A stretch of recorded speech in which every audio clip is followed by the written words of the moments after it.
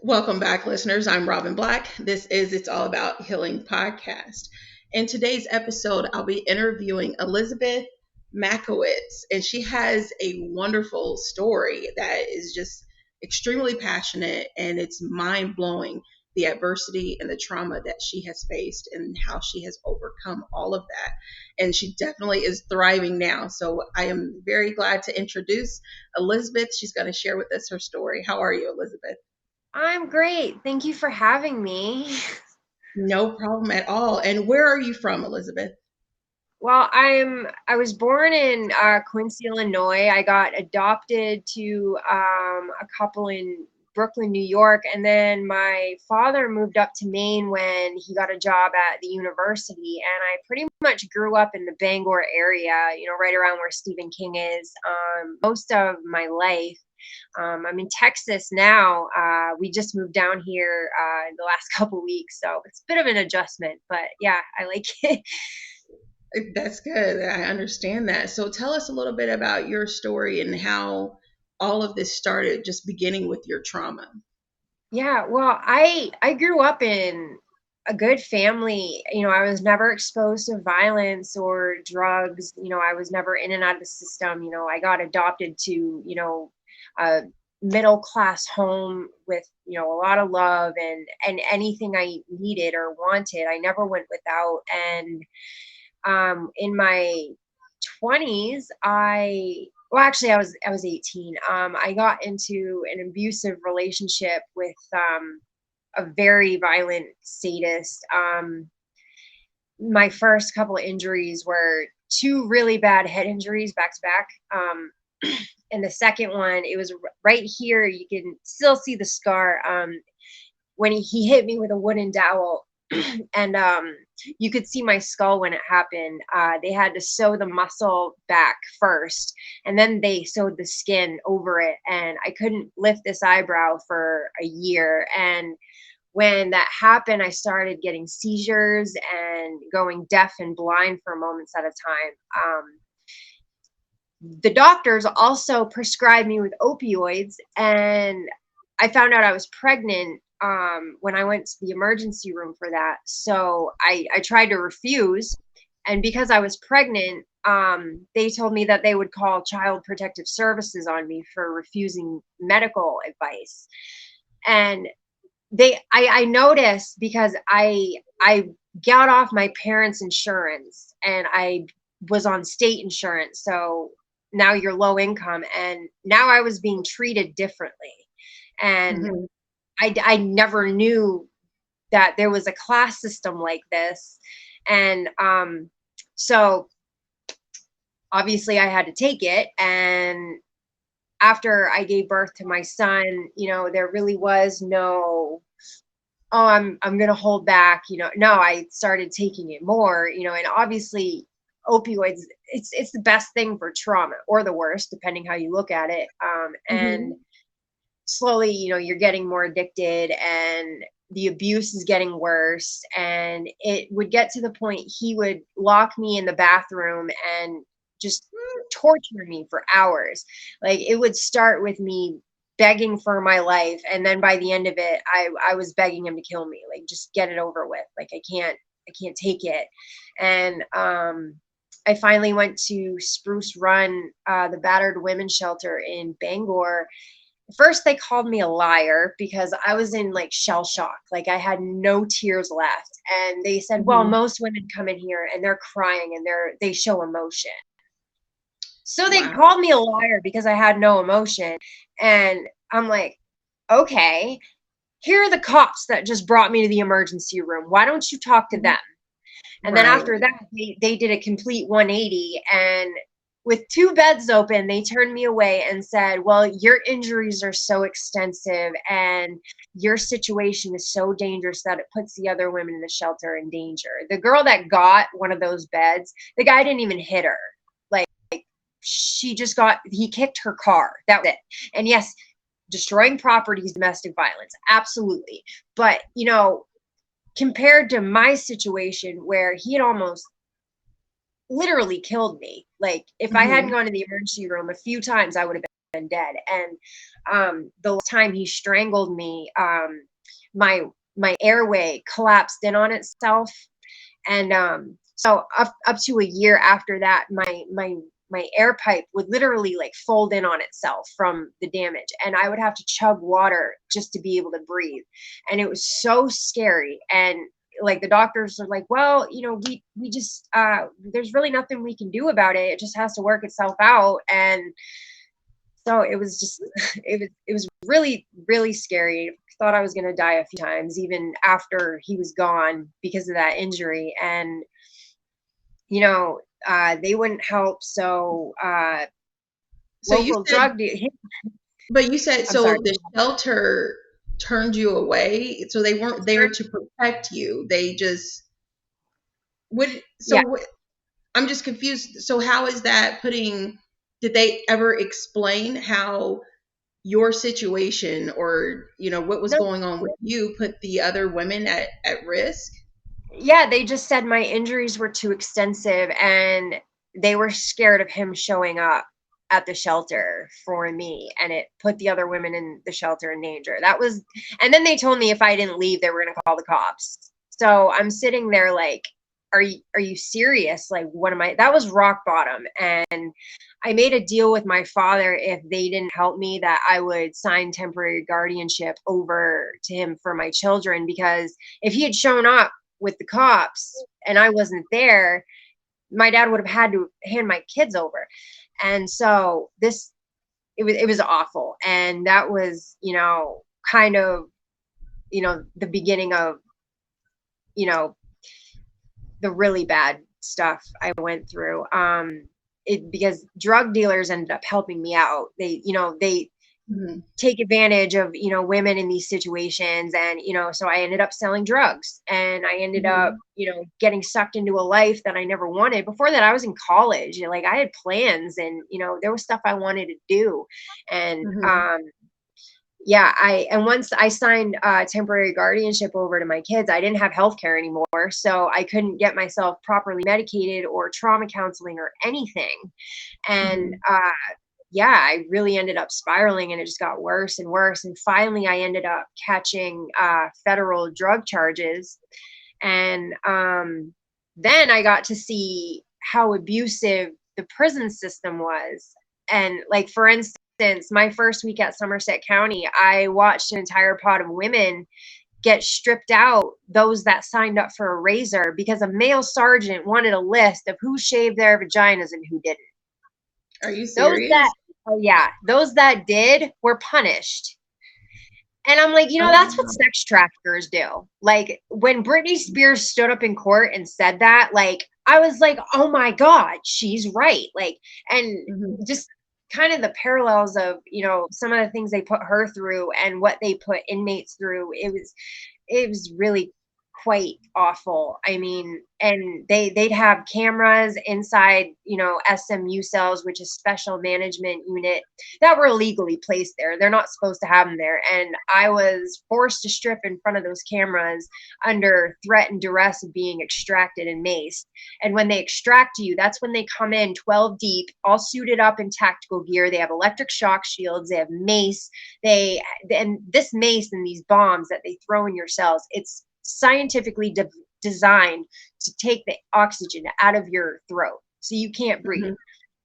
I've never been in a cell that was gas, but I was in a pod, and the vents are all connected. So if one cell is getting it, they're all getting it basically. So even if you're not doing anything wrong, you're still going to get hurt. You're still going to be in, this situation where you're getting gassed and there's nowhere to run. You can't reason with these people. And yeah, it was really quite awful. And I where is remember this? Is being this in Maine or is this in Yeah, this is Texas? in Maine. No, this is in Maine. Okay. I've never been to a jail in Texas. Okay. I plenty of friends that have, and actually recently Sweden just refused to extradite somebody back to Texas because they said that Texas jails are so inhumane. It's like literally a crime against humanity. And it really is. I mean, growing up in Maine, it's 94% white people. I had no idea the systemic racism that was going on in this country. Like, I just had no idea. And, you know, in the North, they teach us, oh, well, we were part of the Underground Railroad and we were helping slaves get free. Yeah. And you were slaughtering the Indians, the Native Americans, like at the same time. So how is that, you know, any better? Meanwhile, the residential schools closed in like the 90s. I was alive for that. And now they're digging up mass graves. Like, I'm floored, like, at the illusion that they had me under my whole life. And, you know, just going to prison and reading the paperwork of, you know, women of color compared to mine, and, you know, comparing, you know, their drug charges and the amount of time that they're getting for, you know, kind of the exact same thing. It was really awful. And it was really, you know, it was a So you moment of witnessed the racial injustice, basically. Yeah. oh yeah. I mean, and when I was at Cumberland County, which is also in Maine, I was in solitary. There was a Somalian woman there, and they would beat her every day until she urinated on herself. And I remember one day she snapped and like literally like lassoed a bloody tampon at them. I thought they were going to kill her. I'm like, I'm going to have to listen to this woman get murdered by these people. And that's what they do. They beat you down to a point where you're just not in your right state of mind. And it was horrible to watch women go through that. I mean, I've watched women die in there. I'm sorry, what? Oh, I'm sorry. How long ago was this? This was 2014 or 15. I did 13 months in Somerset County, and then they transferred me to Cumberland, and I did another 3 months there before I got sentenced. So I did like 16 months in the county jail before I even got sentenced. And that's what the feds do. They literally make county jails worse than prison because there's nothing to do. You get institutionalized. I mean, in solitary confinement, they did a study, and your brain literally slows down from the lack of stimulation. Like, so when I got out, like, people talking over each other was so overwhelming to me. And like, it makes basic everyday normal stimulation, it makes it feel like chaos, basically. And yeah, it's just it's bad. I ended up filing a PREA complaint against Somerset County Jail for forcing me to strip naked in front of the cameras. They admitted to everything I was complaining about and then deemed it unfounded. And I was at Alderson. So they basically said, yeah, we did it, but it's fine. Like, no, it's not. You have illegal cameras placed inside cells, and you're forcing women to strip in front of them while your male sergeants and captains get to watch and control. And then they brag about it in the male pods. Like, the male inmates would hear about this, how the cops would watch the naked women in these solitary, you know, confinement units. And it was disgusting. Somerset County is by far the most corrupt county. The Trump supporters, enough said. But yeah, they were pretty awful to some Black inmates too. One of the guards slammed the door in my friend's face, called her a black bitch and everything, and never got in any trouble for it, of course. And it's absolutely infuriating to watch. And you can't do anything. You can't say anything because you will be met with extreme violence. Or they tried telling the feds that I was threatening people. No, I wasn't. Like, they try to get you more time on your sentence. And it's awful. I had a female sergeant telling me to kill myself in solitary while they had me on a medication that put me in psychosis. They gave me a medication for a different diagnosis than what I actually have.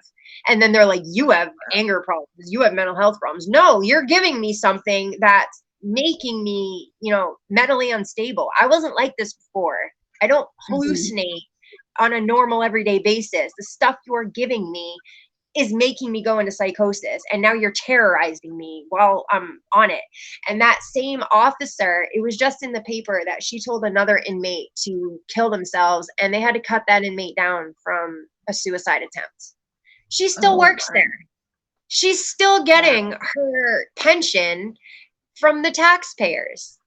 Wow. There was like an 18-year-old girl whose boyfriend committed suicide, and because she was egging him on, she got charged for it, as she should.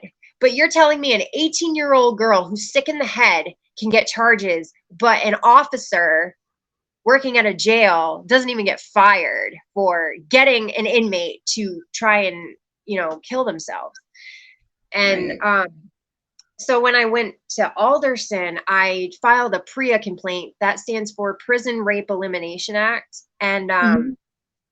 I, when they got the response back, they read it to me, but they would not allow me to hold it. They wouldn't allow me to send it home. I couldn't have a copy of it. So that's how they bury the abuse. They just don't give you the paperwork. So when you get out, if you want to file a complaint, the first thing they ask, well, did you go through the proper, chain of command? Did you file a complaint? Did you do this? Did you do that? Yes, I did, but they didn't give me the paperwork, so I can't prove it. And then that's it. It's done. It's Wow. buried. And come Wow. to find out, the captain and that PREA officer from Alderson and four other officers all got charged with raping and stalking inmates and tampering with PREA evidence. The captain got 10 years for like over a dozen inmates that came forward from, rape charges. And, if it was a normal woman, they would have gotten life for that. If you would rape Right. that many women out on the streets, you would be in there for life. But because they're inmates and we're considered trash in this country, Mm. it didn't matter. He got 10 years for it. Right. So there's So, definitely bias in the system and the how the system, like like it says, like the victims just fall through the cracks in the system today. It just basically a lot of things are manipulated. They're biased. There's a lot of racial injustice and just a lot of unfairness. It seems like. Oh, yeah, then no, sorry. Go ahead. you made me think of something. I met several, especially with the overturning of Roe v. Wade. I always try to make this point. I met a few women in federal prison that were sterilized against their will. And this was before the ICE camps where, Hmm. this was before Trump had, them ICE agents round everybody up and stick them in there, and they're sterilizing all these refugee women. They've been sterilizing American women for decades, and not a single one of them was a white woman. Not a Wow. single one of them I met was a white woman. And I'm going, and now all of a sudden it's a great day for white lives with the overturning of Roe v. Wade. Hmm. Like, I see what y'all are doing. And, when talking to, friends of mine that, are in, black neighborhoods, did they ever like protest at, your abortion clinics? No. Hmm. And like these were things like eye-opening to me, and I couldn't believe it, and I was just like, I'm just so disgusted with the way this country is going. And the lack of medical care in prison is awful. But there women of color in there are going, oh no, this is how we get treated on the outside. And I'm like, what? Like, they were letting women die from very treatable diseases, Hmm. in prison. Like, this one girl was shoveling, she had a job shoveling snow, paid like $10 a month for 40 hours a week. Like, it is, they pay you pennies a day for Hmm. working 40 hours a week, and she broke her foot. By the time they brought her to the hospital, they had to re-break her foot because the bone had fused back together. Like, that could have been avoided. You Wow. didn't have to, we were at a camp too, so it's not even like there are fences holding us in. And Hmm. none of that. And and that was my first real extended time in the South, and I really didn't realize how much different it is compared to the North. Like, even just the tone of voice that Hmm. these officers were using with black inmates compared to me. I mean, it was so disgusting. Like, my favorite game in prison became, let's see if I get written up for the exact same thing that black inmate just got written up for. And I never did. Never Hmm. once. It was always something really petty, like wearing their hat backwards. Like, and I would be like, I would be obnoxious about it too. Like, right in front of the cop, look at me. And It never. Yeah. And And it's been happening that way for years. And when you said that, if you look, a lot of people, they don't do the history on Planned Parenthood facilities, but I forget the woman's name, who started it. I believe it's Margaret something. I forgot about it. I put it in one of my episodes, but all the Planned Parenthoods, like the reason why she actually even started it was for African American women so that they couldn't be fruitful and multiply. She didn't want that. And that's why a majority of Planned Parenthood facilities are always in urban areas. And I didn't it know still that. keeps going on and on and on.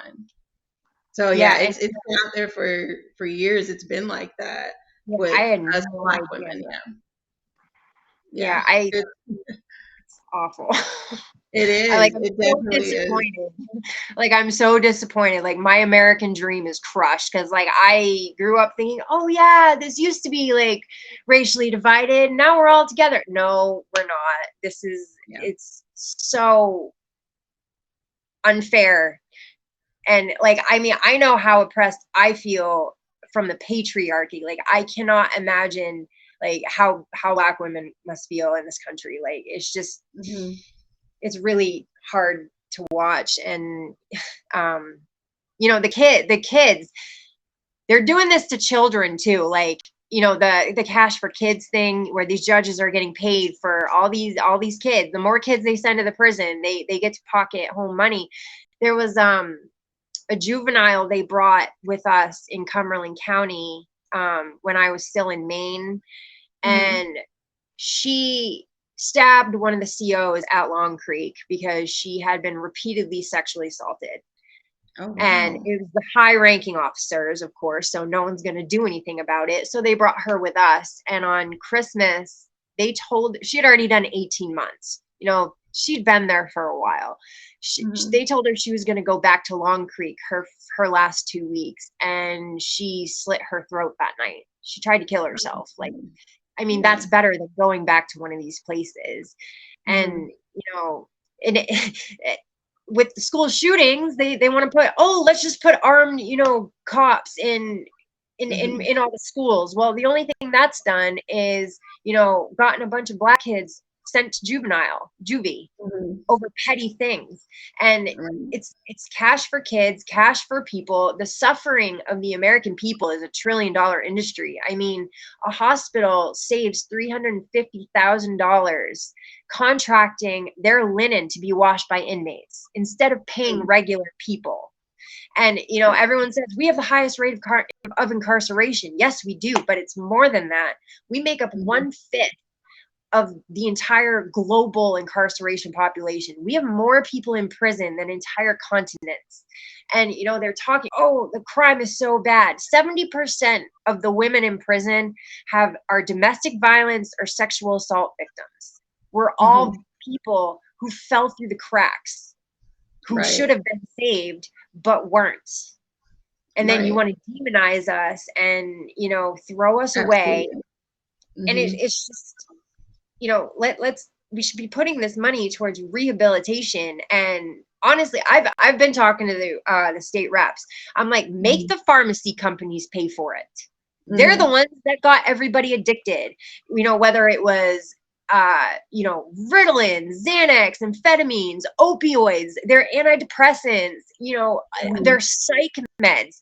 All of Hmm. it is either physically addicting or mentally addicting, and they're making a killing off of it. So, Hmm. when is some of this money going to be put back in, to the people? But because I guess because there's still people that actually really do need it, it's medically necessary for others. And it Right. just kind of depends on who chooses it for the wrong thing. But what you said earlier is one. So this is still, all these things are still going on at the county jail in Maine. Oh yeah. Oh yeah. There's still I mean, Somerset County is in the paper every couple months for a dead inmate or, sexual assault allegations, anything like that. And Hmm. they're corrupt. A man actually contacted me because I left some comment somewhere on Facebook about, those cops being corrupt. And he's like, it's a lot more than that. It's, the city officials, it's, the commissioners, it's, and Paul LePage is from there. He was the Maine's former governor. He was the one that got on TV and said, black thugs from the hood come up to Maine and they flood our streets with drugs and impregnate our white women. Okay, I was a drug dealer. I saw how these drugs came in. I participated in bringing them in. I'm not proud of it, but here we are. And you mean to tell me that these inner city kids who are more likely to go to jail or join a gang or get killed before they will graduate high school, you mean to tell me that they know they can come all the way up north when most people think Maine is part of Canada? They know that they could come up here and quadruple their money? No. The only reason they came up here is because white addicts and white police informants go down and get them. And then it's a revolving door. And now you've got them crossing state lines, so it's a much bigger charge. And they got, there was this one CI, it was like a revolving door with her. Every couple weeks, she had a new dealer from out of state. It was like, well, where'd your last boy go? Oh, he's in jail. Okay, so you're just getting them their quota, basically. And now you want to gaslight this community and be like, oh, it's black thugs from the hood. You know what? They would have stayed in the hood if your white police informants and white drug addicts didn't go down and get them. Wow. And that's just the truth. And, you see it down in Texas with them saying, oh, the cartel is sending refugees loaded up with drugs. No, it's white Americans going into Mexico, getting the drugs and bringing them back over. Like, stop stigmatizing and demonizing these people that need help and that are in dire situations that you created, essentially. Absolutely. Absolutely. Just like you said earlier as well, or actually, I think this is what we spoke about offline, but you said the media manipulated your story in regards to your children. So tell us a little bit about that as well. So when I got sentenced, a snitch told the feds that I was a general of, I didn't even know there was an army, but apparently there was a general. My dad did not want that in the paper, so he knew the journalist, and he goes, could you please not, call my daughter a general? Like, it's not really like her thing. It was just something somebody made up. So she decides to spin my whole story and make it out like I abandoned my children to go do drugs. No, I put my children with my father because I was assaulted from domestic violence and I could no longer physically take care of them and be safe for them. I was going unconscious. That had nothing to do with drugs. That had to do with a brain injury and a violent man assaulting me. But, she put my co-defendant in there too. And the funny thing was, before the feds showed up, my co-defendant had cleaned her life up. She'd had another baby. She was working. She was doing good. She was clean. She was killing it. They made it out because both of our children were staying with our parents. She put her kids with her parents as well. So they were this reporter made it out like, oh, these women are just abandoning their children and leaving them with their parents so they can go do drugs. No, yeah, we made mistakes and, obviously, but she was clean before the feds showed up. She had gotten her life together. She had stopped everything. And, just the way they spin, everything, it's cruel and it's awful. And honestly, I don't know how celebrities deal with it because, because they want to conceal what they want to conceal, manipulate what they want to manipulate. Right. And it's just, it's very unfair. And the other question I had was, how did you escape your situation with the gentleman that you had the domestic violence with? How did you get out of that? Well, the shelter wouldn't help me, so drug dealers helped me. Okay. And how did they help you escape that? Well, they give me places to stay. They'd give me, work, Mhm. drugs to Yeah. sell. And, I was tough enough, and I was hardened and cold by then from the abuse. So, like, I could handle myself in the streets. And, Mhm. then I lucked out because he ended up going to prison for 3 years. So, Okay. and then by the time he got out, I had pretty much caught my charge. I didn't know it yet, but the feds took 2 years to indict everybody. So there was kind of Yeah. like this waiting period where, I wasn't totally clean, but I wasn't junked out selling drugs either anymore. I was kind of like trying to find my way back to, somewhere stable. And yeah, then the Fed showed up and put me in prison. So it didn't really matter Did after he that. ever like look for you? I mean, you know what I mean? Yeah, he contacted me a few times. But yeah, his family kind of reeled him in and kind of kept him like away from me too. So that was That's good. good. And You're a very then strong woman. oh, thank you. I don't feel that way a lot, but he also kind of got a new target. So, you know, Yeah. New supply. I Yeah, I get take that. somebody else. Yeah, you're a very, very, very strong woman to have gone Well, through all of that. What was like your mental stability through all of this, doing all this on your own? well, I mean, it wasn't good. They had given me a bipolar diagnosis, and I hadn't even. You're not supposed to diagnose anybody unless if they have 6 months of sobriety. I had like 3 weeks of sobriety, and Mhm. looking back on this diagnosis, I can see how misogynistic it was. Mhm. But he basically said I got bored in my relationships and would only stay for like 2 years, and I'm like, the only two relationships were abusive. I was 15 years old and the guy was like 23. And then my ex that almost killed me. So I finally stood up to these men and leave. And you're putting it in the paperwork that I just got bored with them. Like, Right. no. And that's a problem with Western medicine, especially with women. Turns out I'm Mhm. actually high functioning autistic. Like, Mhm. I have sensory issues in my hands, and bipolar too, which was what I was originally diagnosed with. You have to stay awake for a week. I've never done that without Mhm. drugs. So, Mhm. like, and bipolar 2 always gets treated with medication. Medication Mhm. didn't work. It always put me in psychosis, or sent me off the deep end or whatever. So you have two very key things in your DSM that I'm not fitting. Mhm. And it's like Wow.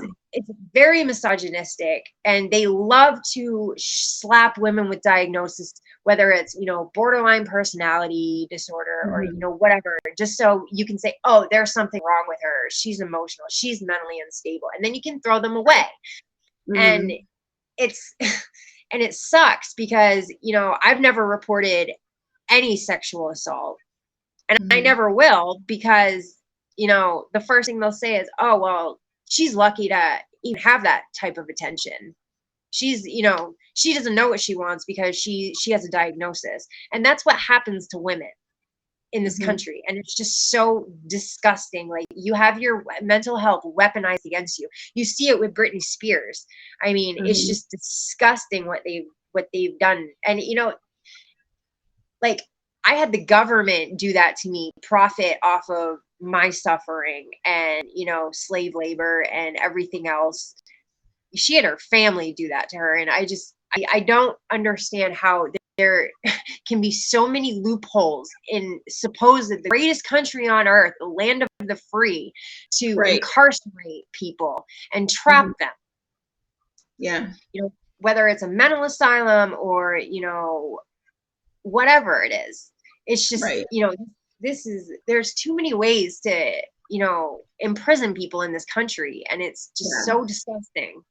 And I agree with the downplaying of the things that happen to women, because even I had one myself at a workplace, and they just completely just degraded me, like they didn't think anything of it. And it's just like they don't realize what that does to someone's mental stability, what it does to us as women, it's like, how can you feel that way if someone's being sexually assaulted, if someone's has gotten raped, and they act like it's nothing, Right. unless it's a But celebrity or something that is big, but they make you feel like you're irrelevant. right. All right. And these men, their biggest fear is being sexually assaulted by another man. Well, at Hmm. least, you could take that person at least Hmm. you're more evenly matched in, a physical altercation. But women, we're Right. expected to enjoy it or like Hmm. it or be tough enough to take it, like, and especially black women, I feel like there is this attitude towards black women like, oh, it's fine, they're tough enough to take it. No, nobody is tough enough to take it. We can put on a Hmm. brave face and we can go hard and we can fight back, but nobody is tough enough to take it. It is damaging to everybody. And like, I just wish there were, there was more support for women of color, because I've seen so many of them, even the stuff I've been through, like there's a couple times in my life, like with the shelter, like, and I'm at one point I'm realizing like this is what black women have to deal with every day, like in everyday situations, like this is how they are treated. Like, no, we can't help you, sorry, even though we have all the resources to do it. Like, Hmm. that was just one time for me, and it was detrimental to my life, but it's not something I dealt with every single day. And Hmm. I don't know, I'm just done listening to people gaslight you all, quite frankly. Right. That I definitely get that, and I agree. um, and also, so tell us how you overcame all of that. What are you currently doing right now? So, I painted, well, I got out on probation and the trauma was so bad, I just relapsed and went right back. It also didn't help that I had somebody lying about me saying I was selling drugs when I wasn't, but whatever. Hmm.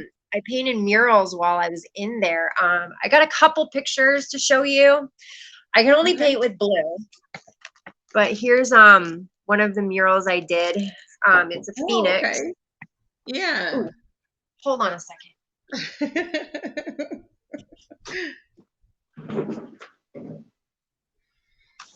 Sorry, I had to let him in. This one's a moon. Yeah, they only let me paint with blue. And then I had black and white for shading. I like that. I like that. I Yeah, like I those a got a lot. lot. Yeah, I have a lot more of them. I just can't find the pictures. But yeah, I got paid $57 a month. It was one of the highest paying jobs in the prison to paint Right. murals. Most of the other jobs, they pay $5.25 a month. Hmm. We're working Wow. 40 hours a week. And if you don't, they'll send you to the shoe, take your good time away. Like, it's awful. It is extortion what they're doing. You say $5 a month? $5.25 a month, not a Oh, week, wow. not a day, a month. And like a package of ramen noodles, they cost like what, 10 cents out here. It's $1.50 in there. So they what you can buy, they triple the price. And Yeah. tampons and pads is a huge problem in there. They never buy enough tampons. Their women will make their own and give themselves infections because they have to. And when they run out of pads in the pod, the game was you go up to the biggest, most egotistical, badass male guard and make him feel as uncomfortable as possible. So, that would look like, what do you want us to bleed all over the place? Like, we can't get this Mhm. shit for ourselves. Like, you have to make them Right. feel uncomfortable. Because if you go up Yeah. to a woman, I've watched female guards tell women, I don't care if you bleed yourself, it's not my problem. And these are Wow. women. These are Yeah. women doing this. And it was a lot like that. The guards I told you about in Somerset County. If you are an attractive female inmate, they will treat you 1,000 times worse. I mean, it's I mean, they talk about pretty privilege. It's the exact opposite in there. Like, Hmm. they come for you basically. And Wow. yeah, it's really quite disgusting. But That is. now I over the pandemic, I found a company in Canada called Le Galeriste, and they turn your art into wearable clothing, and it's environmentally friendly, and it comes in plus sizes. I'll show you guys some of that in a minute.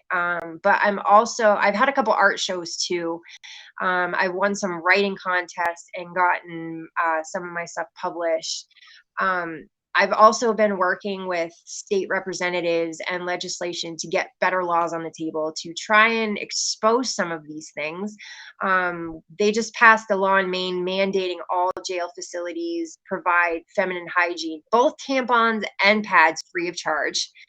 And yeah, Okay, of that's course, the good. Republicans lost their minds over it.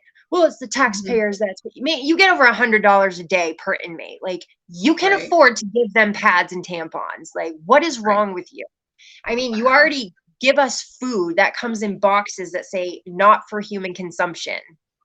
And wow. it's, yeah, and it makes you sick. Like, you can't even eat a lot of it. Like, people get or health problems, after a while. Like, I don't know how many gallbladders I watched, you know, have to be taken out. Like, it was an unreasonably high number.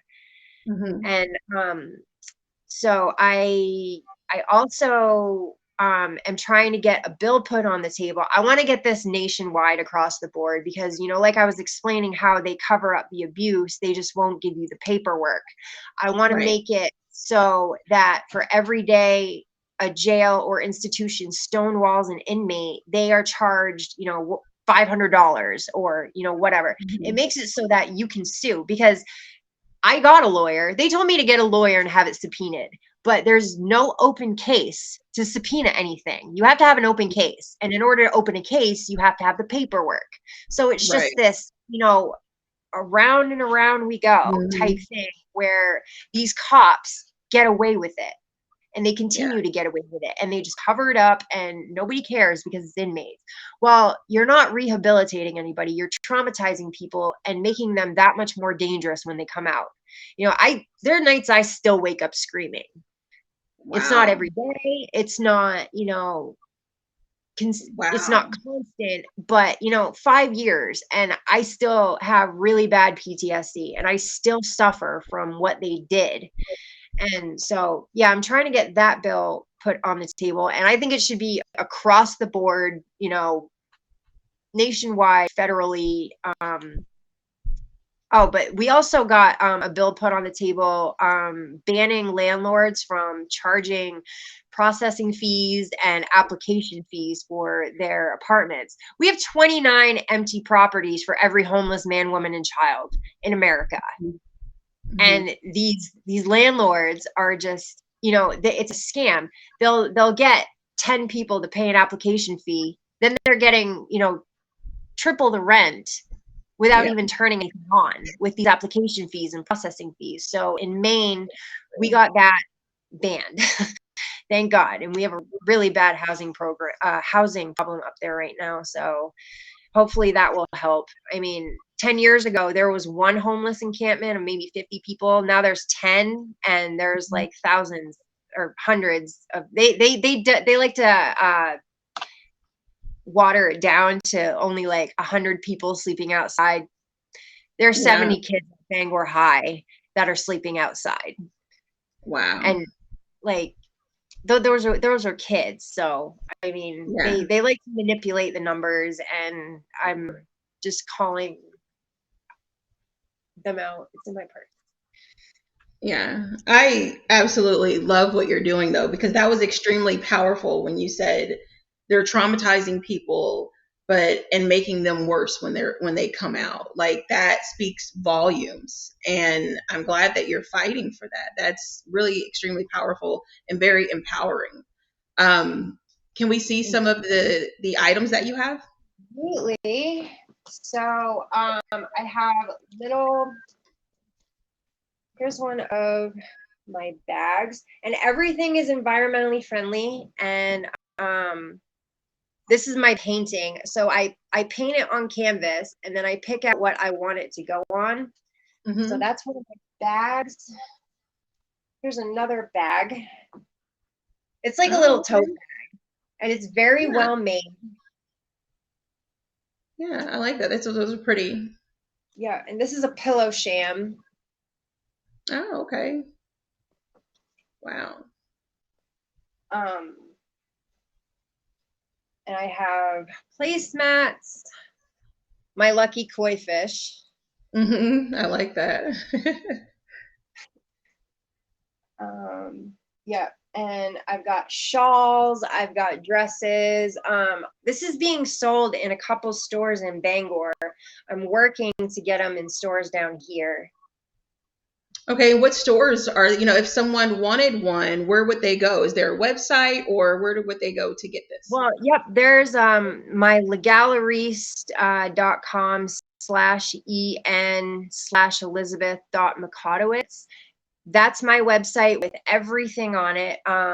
It's being sold at the Red Rabbit Bazaar in Bangor and Bangor Wine and Cheese.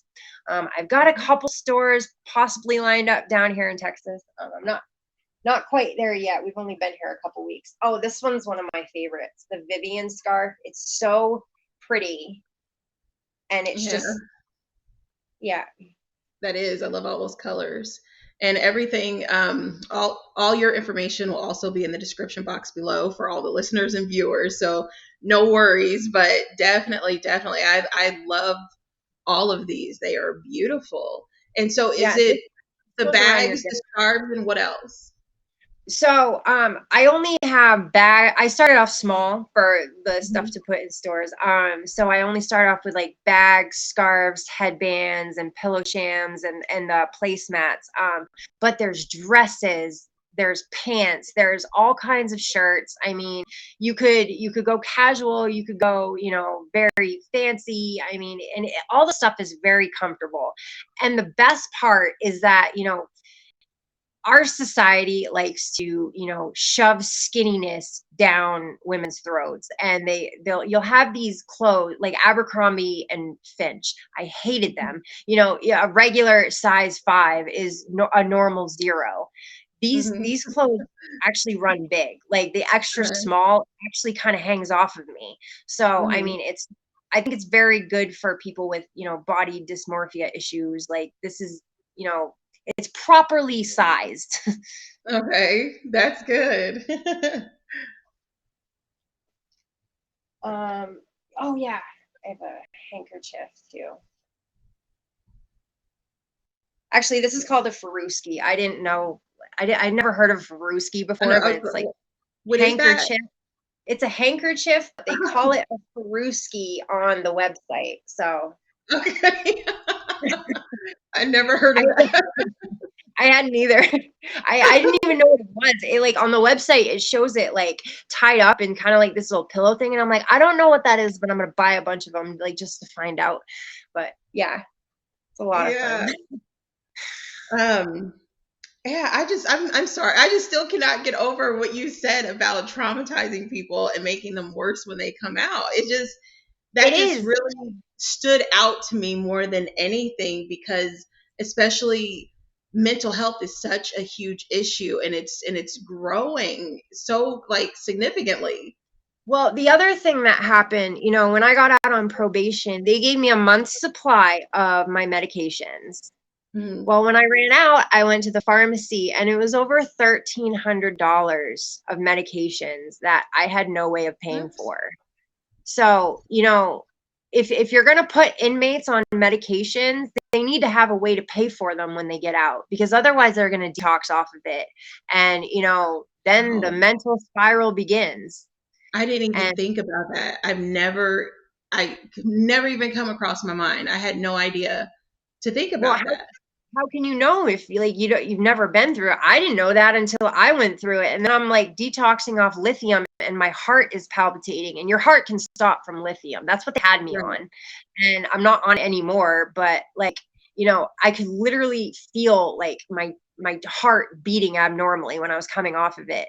And like a lot of these medications are really dangerous if you just stop taking them cold turkey. Right. And Any medication is. Yeah. yeah, they don't care. And that's another problem when you go into jail. If you don't have your medication, they don't care. They'll treat you like you're seeking drugs, whether it's a heart medication, whether it's seizure medication, whether it's like anything like that that you legitimately need. They don't Hmm. care. They'll let you go without it. And I've watched people die because of it, and it's Wow. awful. I did not even think about the medication, how it just stops abruptly because you don't have that care anymore.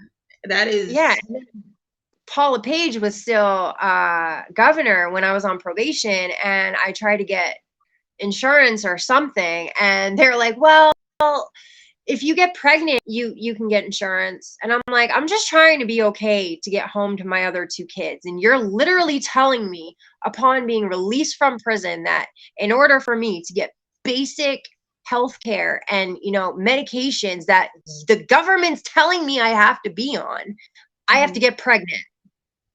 Like, Wow. that's insane to me. Yeah, that's the stupidest thing Yeah. I've ever heard. Yeah. That is really dumb. I am so sorry that you had to go through all of that, and for anyone else who has to endure that as well. Like, it's just beyond unfair, and I am really glad that you are bringing more awareness to that because more people need to hear stories like this because nobody knows about it. Nobody's going to know about it until people like yourself come out and they share their story. So then that way it's coming out more, and that the help is actually going to be there. Right. Well, thank you for giving me a platform to share all this and, share my brand. And it was lovely talking to you. Oh, no problem. Thank you so much. It's been my pleasure. And again, I'll put all of your information in the description box below. So again, everyone, this is Robin Black with It's All About Healing podcast. Stay blessed. All right.